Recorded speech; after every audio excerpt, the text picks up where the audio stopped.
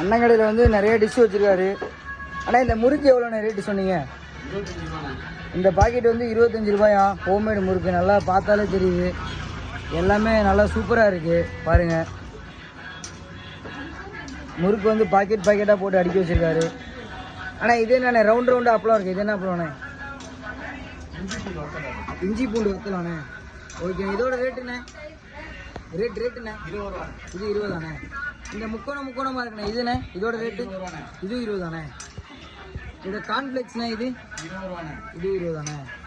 இந்த முறுக்கு 30 ரூபாயாண்ணே. ஓமப்பொடி முறுக்காண்ணே. இந்த முறுக்குலாம் இப்போதைக்கு எங்கேயுமே கிடைக்கிறது இல்லை, அண்ணன் கடையில் மட்டும்தான் கிடைக்குது பாருங்கள். ஆனால் இந்த முறுக்கு எவ்வளோண்ணே? இந்த முறுக்கு வந்து 25 ரூபாயா பாருங்கள். எல்லாமே நல்லா பார்த்தாலே தெரியுது. எல்லாமே நல்லா சூப்பராக இருக்குது முறுக்கெல்லாம் பாருங்கள். பேக்கிங் முதற்கொண்டு நல்லா ஹைஜீனிக்காக பண்ணியிருக்காரு. யாராவது தில்லை நகர் சைடு வந்தீங்கன்னா அண்ணன் கடையை வந்து ட்ரை பண்ணி பார்த்துட்டு எப்படி இருக்குன்னு சொல்லுங்கள். அண்ணனோட ஃபுல் வீடியோ வந்து யூடியூப்பில் வரும்,